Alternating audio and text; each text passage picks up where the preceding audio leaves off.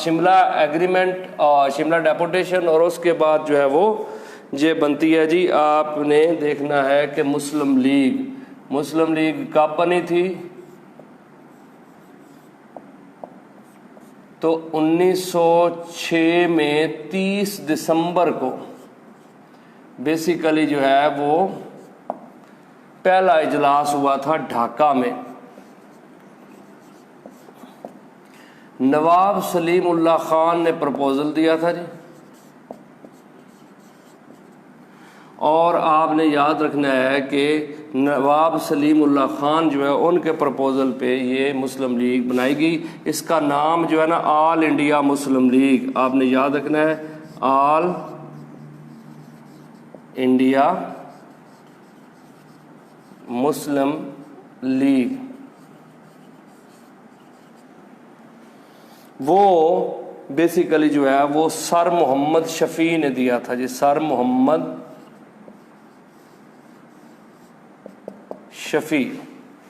याद रखिएगा कि ऑल इंडिया मुस्लिम लीग का जो टाइटल है बेसिकली सर मोहम्मद शफी ने दिया था जी।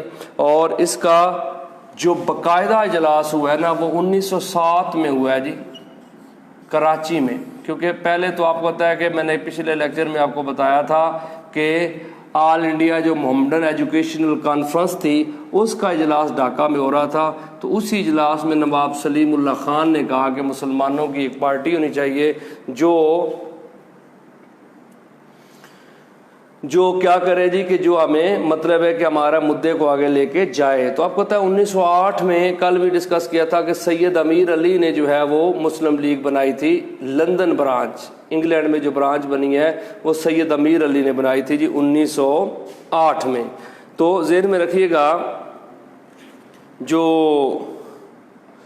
यहाँ पे पोर्शन आता है जी, तो आप ज़हन में रखिएगा कि जी सर आगा खान जो है ये पहले प्रेसिडेंट हैं जी, ये 1908 में प्रेसिडेंट बने थे। The first president of Muslim league जो है वो ज़हन में रखिएगा कि सर आगा खान है जी।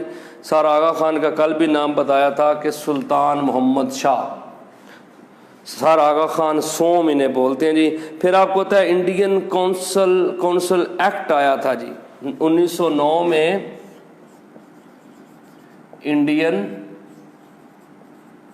कौंसल एक्ट, ये 1900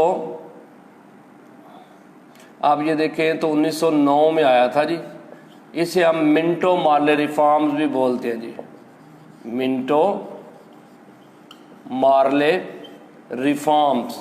ये आपने याद रखना है कि बेसिकली जो है ये 1909 में आया था। फर्स्ट टाइम जो है वो ब्रिटिश ने क्या कर लिया जी, एक्सेप्ट कर लिया था हमारा मुद्दा के एज ए मतलब है कि नेशन जो है, आप ज़हन में रखिएगा अपना सेपरेट इलेक्टोरेट जो है, जो हमने शिमला एग्रीमेंट में जो है शिमला डेपुटेशन में हमने किया था वो बात हमारी मान ली गई जी। क्योंकि आपको पता है सेपरेट इलेक्टोरेट बेसिकली है क्या, तो सेपरेट इलेक्टोरेट का मतलब मेरे भाइयों ये है कि जुदागाना इंतखाब, यानी कि मुसलमानों का जो सीट्स होंगी वो स्पेसिफिक सीट्स होंगी मुसलमानों के लिए। क्योंकि आपने याद रखना है कि यहाँ पे जो सिस्टम था इंडिया के अंदर हिंदू मेजॉरिटी थी, अगर हिंदू जो हैं वो जनरल सीटें होती हैं, जनरल यानी कि मखलूत इंतखाब जिन्हें हम बोलते हैं वो होते, तो उसमें मुसलमान सीट नहीं निकाल सकते थे। तो इस तरह कहते थे कि हम मिनारिटी हैं तो लिहाजा हमें स्पेसिफिक सीटें दी जाएं ताकि हम क्या करें जी कि हम अपनी मुस्लिम सीटों पे मुसलमान ही इलेक्शन लड़े जी। तो ये ज़हन में रखिएगा जी। तो 1909 में पहली दफ़ा जो है वो इसको एक्सेप्ट किया गया जी एज ए जो पहला मुद्दा था मुसलमानों का, जो शिमला डेपुटेशन में उठाया गया था जी। आपको पता है कि 1909 में कायदे-ए-आज़म मोहम्मद अली जिन्नाह जो हैं ये लेजिस्लेटिव काउंसिल के मेंबर बने थे फ्राम बम्बे। आप ज़हन में रखिएगा 1909 में कायदे-ए-आज़म जो हैं वो क्या बने थे जी, लेजिस्लेटिव काउंसिल के member of legislative council from Bombay. 1909 में कायदे-ए-आज़म मोहम्मद अली जिन्नाह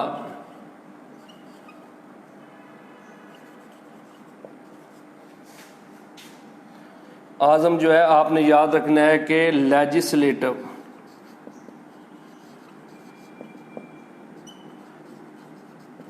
लेजिस्लेटिव काउंसिल जो है उसके मेंबर बने हैं बम्बई से सिलेक्ट हुए थे 1909 के अंदर कायद आज़म मोहम्मद अली जिन्ना। फिर उसके बाद अगर आप देखें तो 1911 में किंग और क्वीन जो है ना ये विजिट करते हैं इंडिया का। और आपको पता होना चाहिए 1911 में annulment of partition of Bengal की पार्टीशन कब अनल हुई है, तो ज़हन में रखिएगा 1911 के अंदर annulment of partition of Bengal.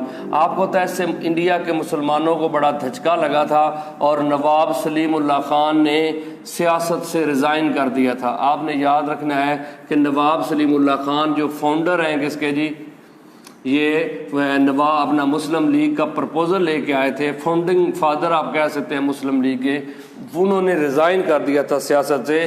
क्या हुआ था जी, 1911 में किंग आया था, क्वीन और किंग आपने याद रखना जी, क्वीन उसके बाद आप देखें तो किंग दोनों आए थे जी यहाँ पे इंडिया में। और इन्होंने क्या कर दिया जी, अनलमेंट ऑफ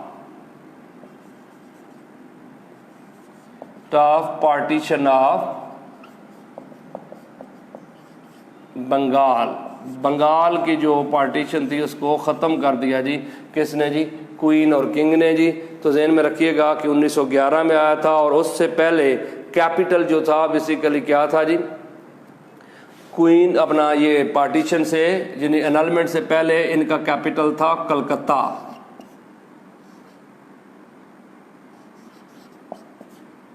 कलकत्ता जिसे हम कोलकाता भी बोलते हैं जी, अब मॉडर्न कोलकाता है जी। तो ये वेस्ट बंगाल का कैपिटल था और ये पूरे इंडिया का कैपिटल था। लेकिन कब शिफ्ट हुआ जी, 1911 में ये दिल्ली शिफ्ट हो गया था। आपको पता है 1911 में मोहम्मद अली जौहर का एक अखबार है जी जिसका नाम है कॉमरेड।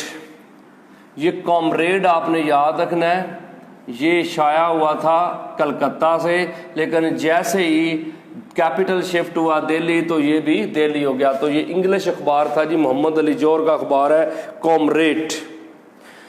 उसके बाद आप देखते हैं 1912 में एक अखबार आया था अल हिलाल। ये पहला उर्दू न्यूज़पेपर है जी, पिक्टोरियल न्यूज़पेपर आप कह सकते हैं जी, फर्स्ट पिक्टोरियल न्यूज़पेपर जिसमें तस्वीरें आती थी।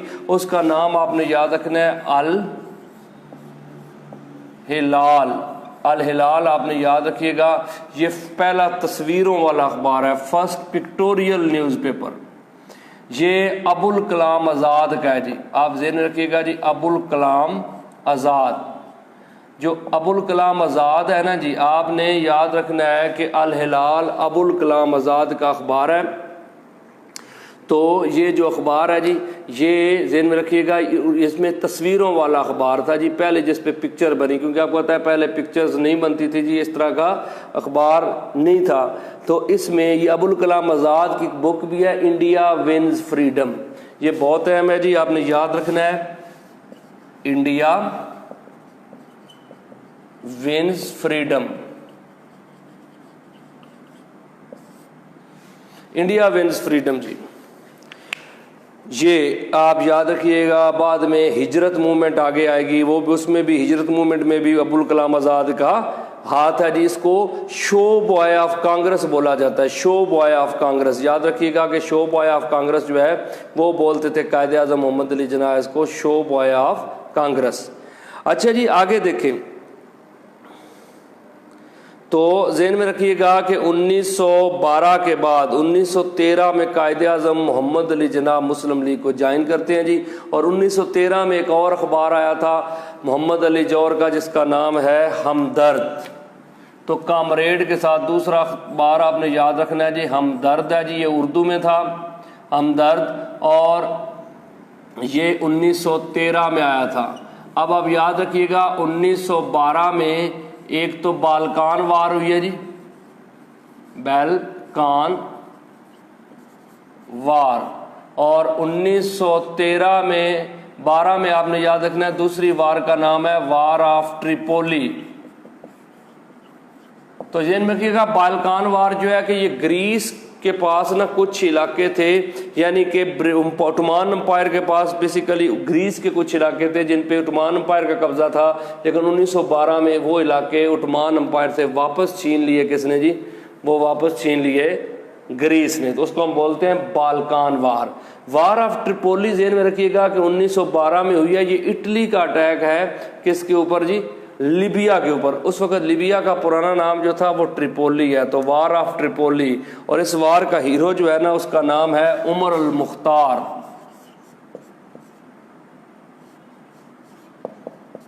उमर अल मुख्तार आपने याद रखना है, ये हीरो है जी इस वार का, उमर अल मुख्तार। 1912 में वार ऑफ ट्रिपोली और 1931 में सजाए मौत हुई थी उमर अल मुख्तार को। इसके ऊपर मूवी भी है जी।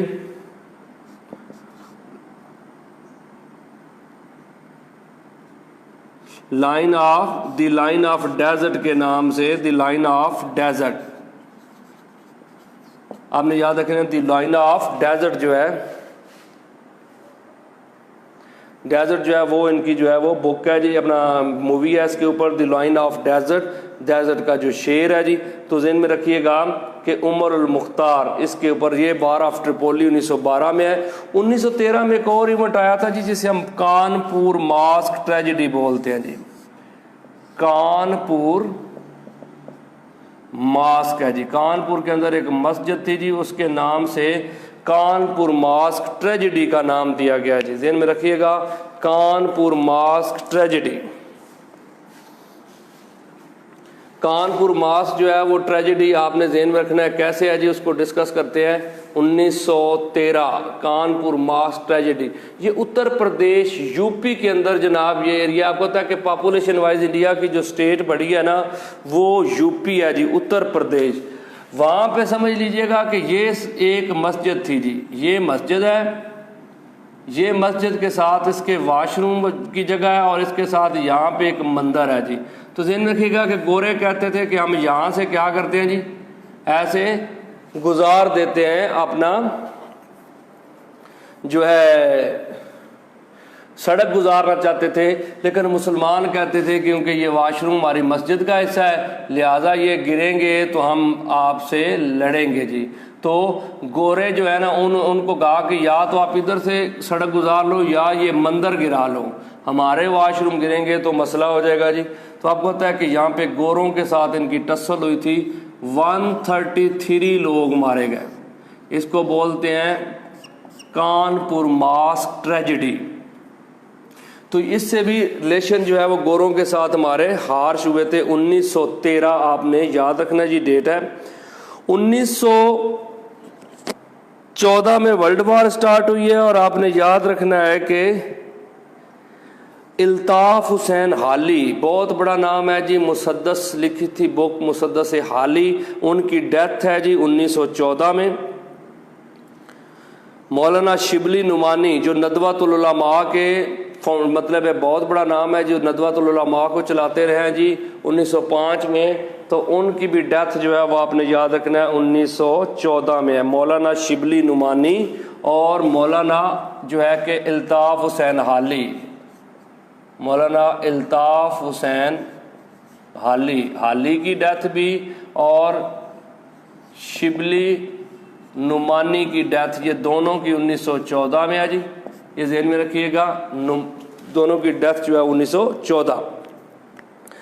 आगे अगर आप देखें तो 1915 में पहली दफ़ा गांधी वापस आया था। 1915 में गांधी इंडिया जो है वो वापस कब आता है? 1915। मोहनदास करमचंद गांधी, मोहनदास करमचंद गांधी जो है ये ज़हन में रखिएगा, ये इंडिया आता है 15 में, लेकिन इसकी पहली मुलाकात 1916 में होती है बाबा जी के साथ। लखनऊ जो है पैक्ट जो है जिसे हम मिसाके लखनऊ बोलते हैं, उसमें इसकी मतलब है कि बात हुई थी किसके साथ जी, आपने ज़हन में रखना है कि कायदे आज़म के साथ। तो लखनऊ में 1916 में पहली दफ़ा कांग्रेस और मुस्लिम लीग जो है एक प्लेटफार्म पे अपना, क्योंकि आपको पता है कि कायदे आज़म मोहम्मद अली जिन्नाह एक ना बहुत ही सुलझे हुए लीडर थे। उन्हें लगता था कि जब तक मुसलमान जो हैं वो या हिंदू दोनों मिलेंगे नहीं उस वक्त तक हमें कामयाबी नहीं मिल सकती। तो ज़हन में रखिएगा कि जी ये बहुत बड़ा सोच थी कि हम दोनों मिल के, यानी हिंदू और मुस्लिम कम्युनिटी मिल के लड़े और अपना जो है वो मुद्दा जो है वो पेश करे। किसको जी? क्योंकि आप ये देखें ना कि अगर ये अपना वो सोचते थे कि अगर अलग-अलग रहेंगे तो ये गोरों को यहाँ से निकालने में कामयाब नहीं होंगे। उसकी वजह से आपको पता है 1916 में ये साइन हुआ था जिसमें मुसलमानों के सारे राइट्स यानी सेपरेट इलेक्टोरेट को मान लिया गया। स्पेशल सीट्स जो थी जहाँ पे मुसलमानों की आबादी ज़्यादा थी वहाँ पे आप देखें कि उन्होंने जहाँ पे मुसलमानों की आबादी कम थी वहाँ पे उनको उनकी आबादी से ज़्यादा सीटें दी गई, और जहाँ पे हिंदू आबादी कम थी वहाँ पे हिंदुओं को ज़्यादा सीटें दी गई। तो इस तरह की काफ़ी सारे काम हुए ये इसमें आप ज़हन में रखिएगा 1916 में लखनऊ पैक्ट में। तो आगे अगर हम देखें तो 1916 के बाद इसी एग्रीमेंट की वजह से ही कायदे-ए-आज़म को टाइटल दिया था सरोजनी नायडू ने ambassador of Hindu Muslim unity, ambassador of Hindu Muslim unity. तो आपने याद रखना है ये किसने दिया था जी? औरत का नाम है सरोजनी नायडू। ये बेसिकली एक बंगाली अपना औरत है जी। बेसिकली आप देखें तो सरोजनी नायडू है जी, ये तामिल है सॉरी बेसिकली। तो ये औरत थी जी सरोजनी नायडू जिसने कायदे-ए-आज़म को ambassador of Hindu Muslim unity का खिताब दिया था। बेसिकली वो किस इवेंट के बाद जी? 1916 में लखनऊ का जो पैक्ट हुआ था जी उस पे।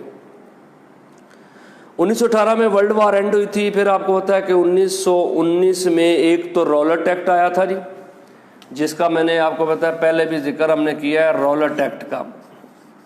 इसमें क्योंकि 1919 में आपको पता है कि तहरीक खिलाफत भी चलती है जी, क्योंकि ट्रीटी ऑफ वर्साइल्स हुई थी जी।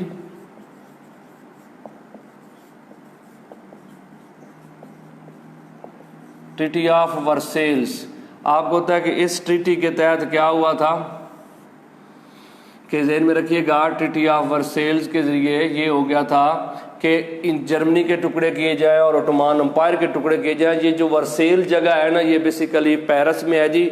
मिरर हॉल बेसिकली वहाँ पे जगह है जी। वर्सेल्स जो है पैलेस है, मिरर हॉल है, वर्सेल पैलेस है जी। उसके अंदर पेरिस में ये ट्रीटी हुई थी। इसको ट्रीटी ऑफ वर्सेल्स बोलते हैं, जिसमें जर्मनी और ओटोमान एम्पायर के टुकड़ों की बात हुई थी। तो यहाँ पे एक मूवमेंट चली थी, उन्होंने कहा कि ओटोमान एम्पायर के टुकड़े ना किए जाएं जी, खलीफा बरकरार रहे और मुकद्दस मकामात जो हैं वो मुसलमानों के कब्जे में रहे।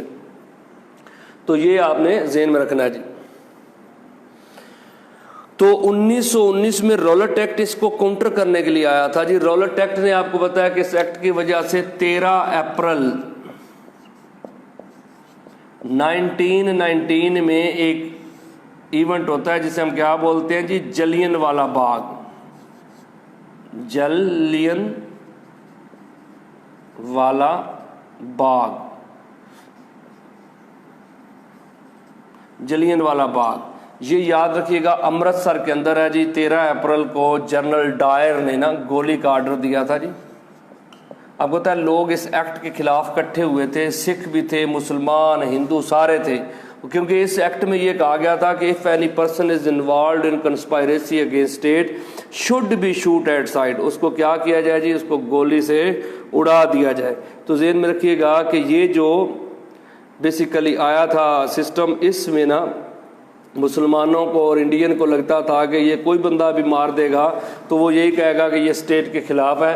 तो ये जब एहतजाज हुआ तो जनरल डायर ने इसी रॉलेट एक्ट के तहत गोली चलाई और 300 लोग मारे गए और 1500 के करीब जख्मी हुए। तो इसको आपने याद रखना है, जलियन वाला बाग ट्रेजेडी है जी, 1919 में हुई थी। और आपने याद रखना है कि 1919 में खिलाफत मूवमेंट है, 1919 में ये रॉलेट एक्ट है। 1919 में एक सिस्टम आया था जिसे आप देखें तो वो रिफॉर्म्स का नाम दिया गया है चैम्प्सफोर्ड रिफॉर्म्स। आपको पता है मोंटेगियो चैम्प्सफोर्ड रिफॉर्म्स है जी। नाम आप याद रखिएगा, इधर लिख देता हूं, मोंटेगियो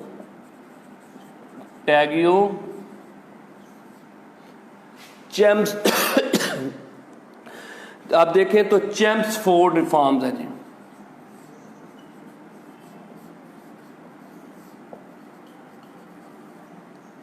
ध्यान में रखिएगा कि मोंटेग्यू चेम्सफोर्ड रिफॉर्म्स, जे इसके अंदर एक सिस्टम आया था जी, जिस सिस्टम का नाम है डार्की सिस्टम।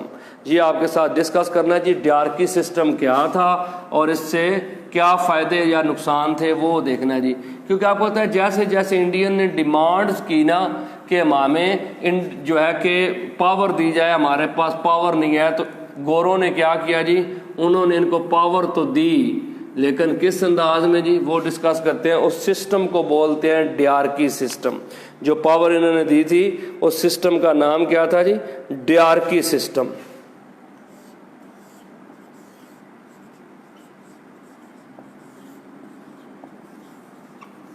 ये सिस्टम 1919 में आया जी, ये याद रखिएगा, चेम्सफोर्ड रिफॉर्म्स में। अब थोड़ा सा आपको बता दूं कि गोरों ने ना डिवाइड कर दिया था दो हिस्सों में इसको, ये मिनिस्ट्रीज या पावर को। उन्होंने कहा कि एक तरह की मिनिस्ट्रीज होंगी जी जिसमें रेवेन्यू जो है वो जनरेट होता है जी,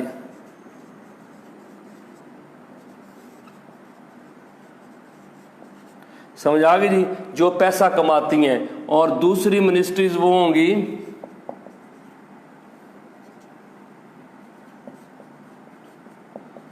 मिनिस्ट्रीज है जिनमें पैसा जो है वो रेवेन्यू यूज होता है जी। आपने याद रखना है कि एक तो रेवेन्यू जनरेट कर रही है, दूसरी रेवेन्यू जहाँ पे लगाया जा रहा है। तो इस तरह ये इशू आता है जी, जहाँ पे उन्होंने सोचा गोरों ने कि जहाँ पे पैसा लगना है वो मिनिस्ट्री जो है वो इतनी वैल्यूएबल नहीं है, जो रेवेन्यू जनरेट करती है वो उन्होंने अपने पास रख ली। जहाँ पे जैसे आप देखें हेल्थ है, एजुकेशन है। अब आपके सामने देखें तो जो हेल्थ है, अब देखिए इसमें पैसा तो कभी भी मतलब है कि आप नहीं कमा सकते, एजुकेशन में आप पैसा नहीं कमा सकते। तो ये ध्यान में रखिएगा कि ये मिनिस्ट्रीज उन्होंने दी इंडियंस को, कि जहाँ पे आप देखें ना हेल्थ वाली है, एजुकेशन वाली है, इस तरह की और मिनिस्ट्रीज जो सोशल वेलफेयर की हैं जो पैसा नहीं कमाती। जैसे आप देखें तो जो पैसा कमाने वाली थी, यानी कि आप FBR की मिनिस्ट्री है, जो टैक्सेस वगैरह सारे कलेक्शन है, इनकम टैक्स का सारा सिस्टम, वो सारी गवर्नर के पास थी। तो इस सिस्टम को बोलते हैं डार्की सिस्टम। ये सूबों में इंट्रोड्यूस करवाया गया था 1919 में, ताकि इंडियंस को पावर भी दी जाए लेकिन अल्टीमेटली उनके पास पावर ना हो। तो आपने याद रखना है कि ये 1919 में आया था डार्की सिस्टम, सूबों में इंट्रोड्यूस करवाया गया जी। 1920 में 13 अप्रैल को कायदे आज़म ने रिजाइन किया था कांग्रेस से। अब देखें तो कांग्रेस से बाबा जी कब छोड़ते हैं जी, 20 अप्रैल को जो है वो कायदे आज़म मोहम्मद अली जिन्ना जो है वो ये 13 अप्रैल 1920 में 13 अप्रैल को ये छोड़ते हैं जी, कांग्रेस को छोड़ते हैं 1920 में। क्योंकि बाबा जी ने 1913 में मुस्लिम लीग को ज्वाइन किया, 1905 में बाबा जी ने कांग्रेस को ज्वाइन किया। 1905 से 1920 तक बाबा जी जो है वो किसका हिस्सा रहते हैं जी, कांग्रेस का हिस्सा रहते हैं। तो आप ध्यान में रखिएगा कि 1920 में 13 अप्रैल को बाबा जी ने क्या कर दिया था जी, छोड़ दिया था किसको जी, कांग्रेस को। तो ये आपके पास ज़हन में रहना चाहिए जी। उसके बाद 1920 में आपने याद रखना है एक इंस्टीट्यूशन बना था, मौलाना मोहम्मद अली जोर ने बनाया था, जामिया मिलिया। ये देखें कि 1920 में ना ये हिजर अपना इसका था,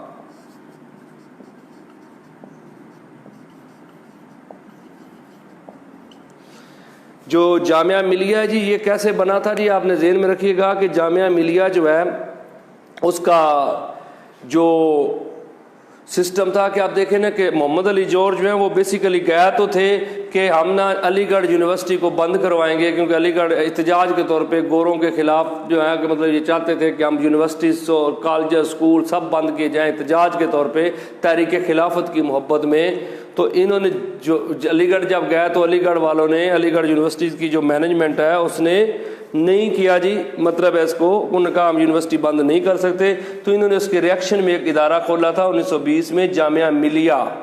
ये उधर अलीगढ़ के यूनिवर्सिटी के सामने ही बनाया गया था जी। उसके बाद आप देखें तो 1920 में जो अलीगढ़ है इस स्कूल को अपना कॉलेज को क्या मिला था जी, स्टेटस ऑफ यूनिवर्सिटी। 1920 में अलीगढ़ जो है वो यूनिवर्सिटी बन जाती है जी। उसके बाद आप देखें तो 1922 में चोरा चोरी का वाकया पेश आता है 1922, जिसमें 22 एहलकार जो है वो जिंदा जले थे जी। चोरा चोरी जगह है जी। तो इससे क्या हो जाता है जी कि चोरा चोरी के वाक़े से इशू ये हुआ कि गांधी जो है वो रिज़ाइन कर देता है, किससे जी, मूवमेंट से। तो आपने याद रखने के गांधी ने रिज़ाइन किया था, वो तरीके खिलाफत को कहता है कि ये तशद्दुद पे उतर आई है, लिहाजा इसको ख़त्म किया जाए। 1923 में मुस्तफ़ा कमाल अतातुर्क ने तहरीक को ख़त्म कर, अपना खिलाफत को ख़त्म कर दिया। तो इस तरह 1924 में जाके तहरीक खिलाफत जो है वो इंडिया में ख़त्म हो जाती है जी। फिर अगर आप देखें तो 1927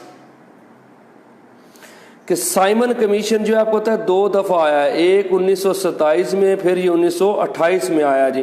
तो ज़हन में रखिएगा कि 1927 और 28 साइमन कमीशन जो है ये सर साइमन लेके आए थे जी, लेकिन इसमें कोई इंडियन शामिल नहीं था। तो इन्होंने क्या कर दिया जिसका बाइकाट। तो आपको पता है कि सर साइमन का कमीशन का जो सेक्रेटरी था ना, उसका नाम है ब्रिकन हेड। ब्रिकन हेड उसे बोलते हैं जी। इसने चैलेंज किया था इंडियंस को कि Indians are not in this position to organise their own constitution. तो आपको पता है इसने कहा कि हम तो जो लेके आए थे वो तो आप मानते नहीं हो, तो आप खुद अपना बना लो। अगर इंडियन जो है इस काबिल होते तो ये अपना कॉन्स्टिट्यूशन खुद बना लेते। तो आपको पता है इस दफ़ा इंडियंस ने क्या किया था जी, इसको सीरियस लिया और ऑल पार्टी कॉन्फ्रेंस बनाई थी दिल्ली के अंदर। आपको पता है दिल्ली प्रपोजल बोलते हैं जी, दिल्ली तजावीज़ या दिल्ली प्रपोजल। उसमें मुसलमानों ने जो है और इंडियन हिंदू और मुसलमान इकट्ठे हुए और इन्होंने क्या किया जी, इन्होंने ये कहा कि हिंदू कम्युनिटी ने कहा कि अगर मुसलमान अपना सेपरेट इलेक्टोरेट छोड़ दें तो बाकी इनकी सारी जो बरात है वो हम उसको मान लेंगे।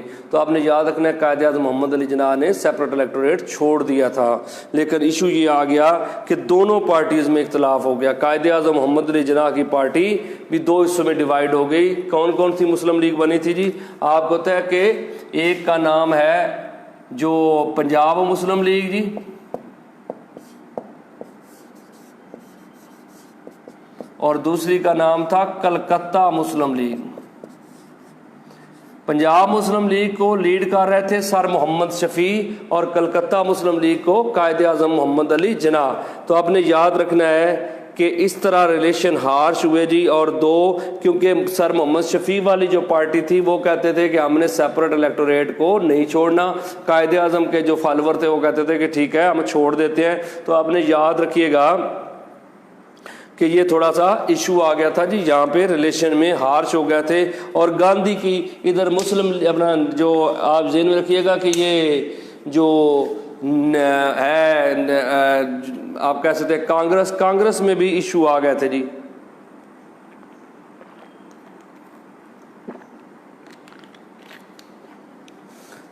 कांग्रेस जो है उसमें मसला ये आ गया था कि उन्होंने नेहरू को धमकियां दी जी कि नेहरू कोई हमारा माई बाप नहीं है कि जो सारे फैसले करे। तो इस तरह कांग्रेस वाले भी जो थे वो भी, नेहरू को लगा कि मेरी सदारत जाती है। तो आपको पता है 1928 में नेहरू ने नेहरू रिपोर्ट दे दी थी। आपको पता है उसमें मुसलमानों के सारे राइट्स को ख़त्म कर दिया गया। तो आप इसको देख सकते हैं जी, नेहरू रिपोर्ट जो है वो 1928 में आई थी। और जो है कि आपको पता होना चाहिए इसमें 2 मुसलमान भी शामिल थे, सर अली इमाम और शुएब अंसारी है जी।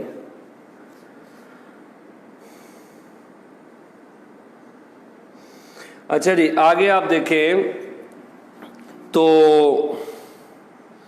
जो आप इसको देखिएगा कि 1928 के बाद 1929 में 1929 में कायद-ए-आज़म मोहम्मद अली जिन्ना ने क्या दिया है जी कि अपना 14 पॉइंट दिए थे, जिसमें उनकी हेल्प की थी मौलाना मोहम्मद अली जौहर ने।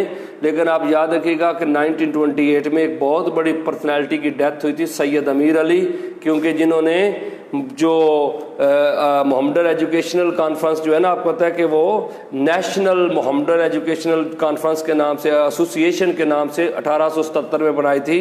आपको पता है उन्होंने बुक लिखी थी spirit of Islam and history of Saracen. फिर 1908 में उन्होंने मुस्लिम लीग लंदन ब्रांच बनाई। उनकी डेथ हुई है 1928 में, सैयद अमीर अली की डेथ हो गई। नेहरू रिपोर्ट भी 28 में आई और 29 में 14 पॉइंट आए जी। 29 मार्च 1929, आपने याद रखना है कि 29 में 29 मार्च को गाजी इल्म दीन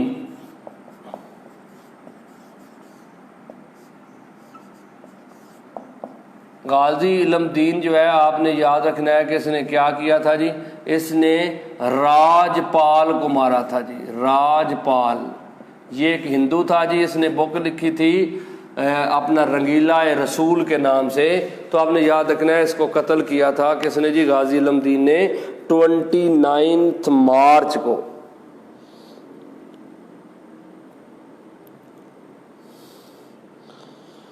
अच्छा जी, आगे आप देखें तो 1930 में अल्लामा इकबाल ने अपना हिस्टोरिकल खुतबा दिया था जिसका नाम क्या है जी, वो इलाहाबाद एड्रेस है। फिर दोस्तों आपने याद रखना है कि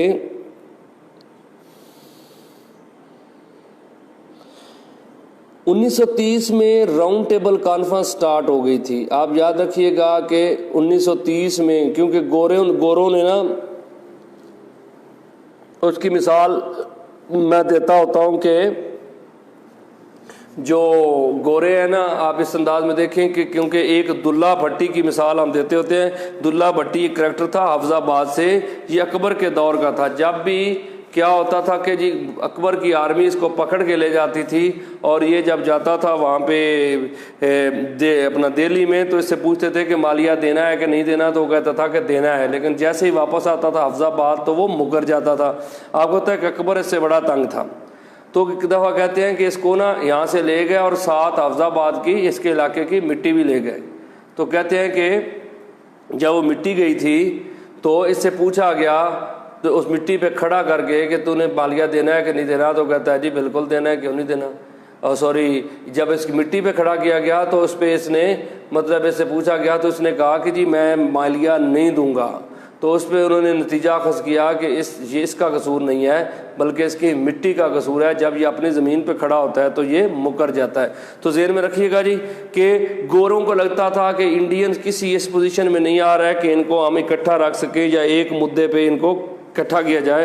तो उन्हें लगा कि इस मिट्टी में मसला है, कहीं इनको हम दूर ले चलते हैं जी और वहाँ पे जाके पूछते हैं। तो आपको पता है कि राउंड टेबल कॉन्फ्रेंस लंदन में स्टार्ट हुई।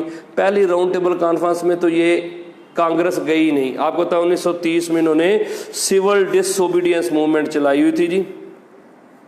गांधी ने स्टार्ट किया था डांडी मार्च या सिविल डिसओबीडियंस मूवमेंट 6 अप्रैल 1930 में। इस वजह से ये तो गया नहीं, लेकिन पहली कॉन्फ्रेंस जो हुई थी राउंड टेबल उसमें कायदे आजम ने शिरकत की थी जी। और 1931 में गांधी इरविन पैक्ट होता है जी। आपने याद रखना है कि गांधी और इरविन, लॉर्ड इरविन जो है उस वक्त का जो वायसराय था लॉर्ड इरविन था जी। गांधी को जब कहा गया कि आप राउंड टेबल कॉन्फ्रेंस में शिरकत करो तो गांधी ने कहा कि पहले हमारे बंदे रिलीज करो। तो 1931 में इनके बंदों को रिलीज कर दिया गया जी और ये दूसरी राउंड टेबल कॉन्फ्रेंस में शिरकत करते हैं। लेकिन आपको पता है कि दूसरी राउंड टेबल कॉन्फ्रेंस में भी कोई नतीजा नहीं निकला। फिर तीसरी राउंड टेबल कॉन्फ्रेंस 1932 है जी। तो आपको पता है कि ये तीनों राउंड टेबल कॉन्फ्रेंस जो है वो बिल्कुल बेकार ही रही जी, कोई फ़ायदा नहीं हुआ। तो आप यहाँ पे देखें कि 1931 में एक ऑर्गेनाइजेशन बनती है, एक मूवमेंट बनती है, इसका नाम है खाकसार, अनायतुल्लाह मशरकी। 1930 में ये बहुत बड़ा नाम है जी, खाकसार मूवमेंट है जी। आपने याद रखना है कि 1931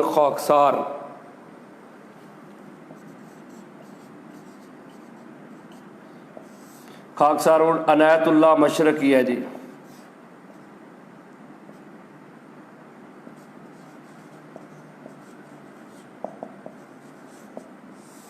अनायतुल्लाह मशरकी आपने याद रखना है कि खाकसार तहरीक है जी, अनायतुल्लाह मशरकी।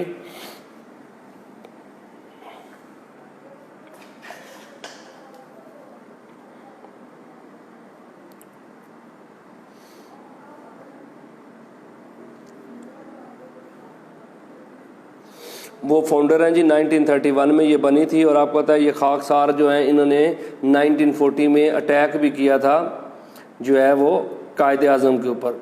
तो आप याद रखिएगा 1931 में मौलाना मोहम्मद अली जौहर की डेथ हुई थी। 1931 में ज़हन में रखिएगा कि किसकी डेथ हुई है, राउंड टेबल कॉन्फ्रेंस के दौरान ये लंदन में डेथ हो गई थी। तो फिर इन्होंने कहा, इत्तेजाजन कहा था, अपने मरने से पहले वसीयत की थी कि मुझे अब ग़ुलाम मुल्क में दफन ना किया जाए। तो आपने ज़हन में रखना है कि लियाकत अपना जो मौलाना मोहम्मद अली जौहर को कहाँ दफन कर दिया गया जी, इनको यरूशलेम में यानी फ़लस्तीन में दफन किया गया जी। लेकिन ऐसे नसीब वाले हैं कि जैसे ही वहाँ दफन हुए तो फ़लस्तीन हमेशा हमेशा के लिए ग़ुलाम हो गया जी। तो अगर आज होते तो आप जो है कि आप कायदे-ए-आज़म मोहम्मद अली जिन्ना या मतलब है इल्लामा इकबाल के साथ कहीं इस जगह पे दफन होते तो आज इंजॉय करते बुज़दार की बुज़दारियाँ और अपना इमरान खान की तब्दीली को जी। तो आपने याद रखना है जी कि 1931 उसके बाद 1932 में जो गोरे लोग हैं ना, इन्होंने सोचा कि ना तो इनकी ज़मीन ख़राब है ना ही मतलब इनका कोई मसला है, ये बेसिकली बंदे ही ठीक नहीं है। तो उन्होंने अपना कम्युनल अवार्ड अपनी तरफ से दे दिया कि उनका Indians are not in this position to organise या टू कह सकते हैं कि ये ना to agree on one point. तो इस वजह से आप याद रखें कि 1932 में कम्युनल अवार्ड आया था जी। 1932 में क्या हुआ जी,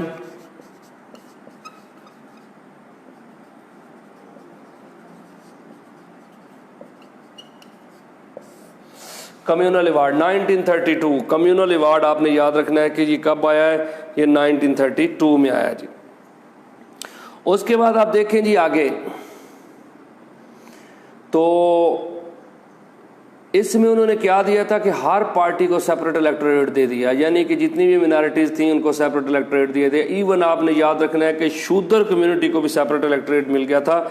लेकिन इसके लिए क्या किया गया जी, एक पूना पैक्ट हुआ था 1932 में, पूना पैक्ट, उसका नाम आप याद रखेंगे पूना पैक्ट हुआ था। यानी कि आपको पता है कि शूद्रों का जो लीडर था उसका नाम है डॉक्टर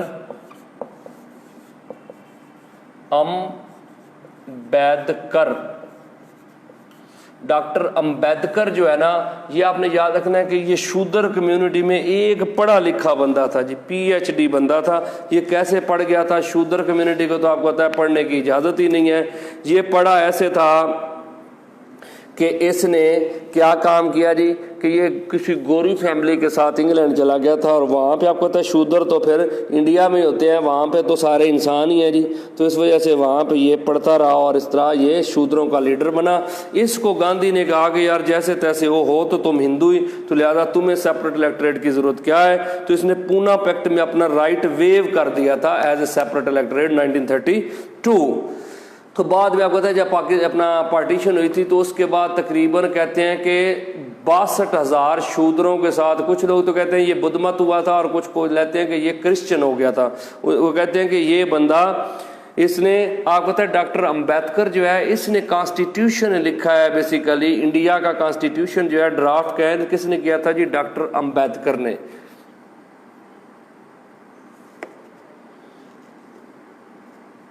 इसको बाबा जी अम्बेडकर बोला जाता है जी। तो आपने याद रखना है कि डॉक्टर अम्बेडकर जो है इसने कॉन्स्टिट्यूशन ड्राफ्ट किया था, किसका जी, इंडिया का।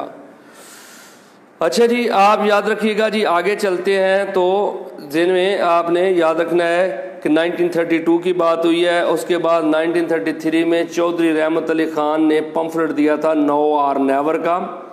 और उसके बाद आप देखें तो आगे